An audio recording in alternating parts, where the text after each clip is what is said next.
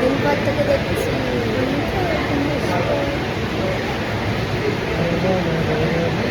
Camera চললে মিথ্যে বলতে হয়। তার মানে আমার এখন টোটাল কাটবে হচ্ছে ক্যামেরার পিছনে 4,500 মিথ্যে টাকা মতো। বলিস, সামনে বলিস।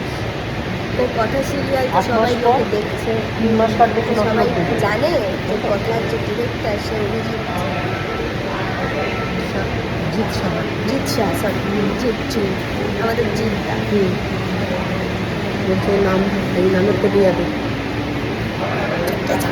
বিয়ে প্রচুর হবে, মানে একটা বিয়ে করে দেখা হবে। কাকিমা, আমি, নেহা সবাই চাই তোর একটা হোক, প্রচুর দরকার নেই, বুঝেছিস? একটা বাবা বাবা অভিধান নাকি, বুঝলি, জিৎ নামে প্রচুর বিয়ে হবে, তাহলে একটা করে দেবে। বিয়ে হবে নাকি?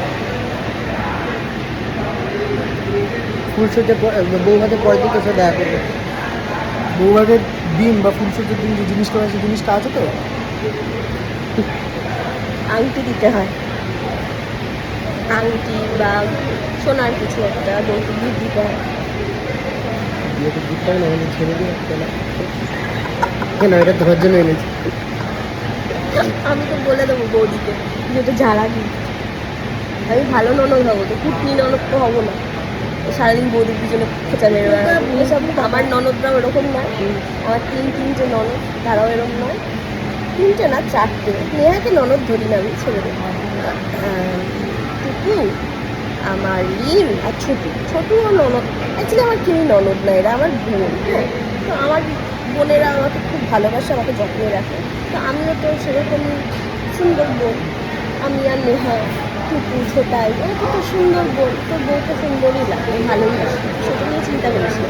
তাই আমরা বলে দেবো যে তোর ঝাড়া গিফট তুই দিচ্ছিস তোর বউকে, তোকে কিনে দিতে হবে, রোজগার করে কষ্টের টাকা কিনে তোর বউকে উপহার দিতে হবে। সেটা কি তুই পারবি? চেষ্টা করবো। তাহলে আপনারা শুনে নিন, আমার দাদা বউ খোঁজা হচ্ছে।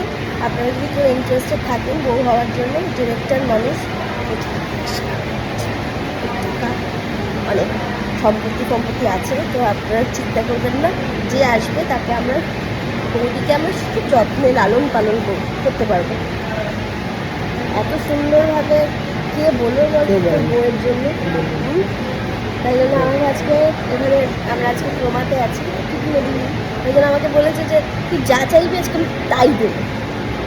আমার মন বেশি, আমার একটা এসি লাগবে, দেখ একটা এসি, একটা ডিশ ওয়াশার, আর একটা ওই এখন মেশিন দিয়েছে না ঘরটার মধ্যে থাকে, সেই একটা মেশিন, ওই তিনটে মেশিনই একটা। ঠিক আছে, কেনার পর আপনাদের সাথে যোগাযোগ করছে, দেখাবো আমার দাদাকে, একটু কিনে দিলাম। প্রফেশনটা চেঞ্জ করছি, কারণ করবে আপেল ওগুলো মানে কেনার পর আমাকে এখানে 6 মাস কাজ করতে হবে। দরকার নেই আমার এরকম দাদা।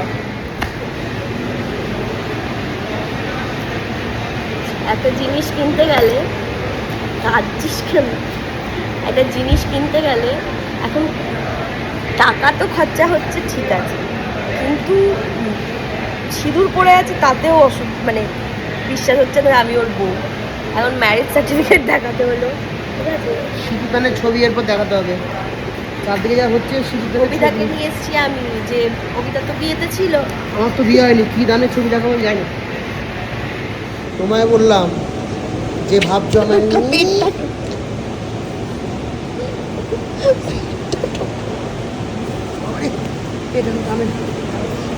এবার ঠিক আছে। মাঝে মাঝে কমায় চলে আসবে, চারটে ঘন্টা ভালো করে চাটা খাবো। বাড়ির এসির খরচাটা কমে যাবে। হ্যাঁ, কমায় চলে আসবো, আড্ডা মাড্ডা মারবো, চাটা খাবো, তাস পেটাবো, বাড়ি চলে যাবো। এখন এই লোকটাকে দেখে বলুন দাদা লাগছে না কিছু, কিছু লাগছে না, সরি দাদা কিছু লাগছে না, সরি, সার্টিফিকেট ফেরত। পাপা পাপা কত কত খরচা হবে?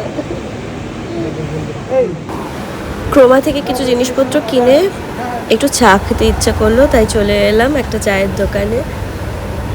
2 কাপ চা নিলাম, আর অবিদা ঢুকেছিল স্পেন্সারে, ওর কিছু জিনিস কেনার ছিল।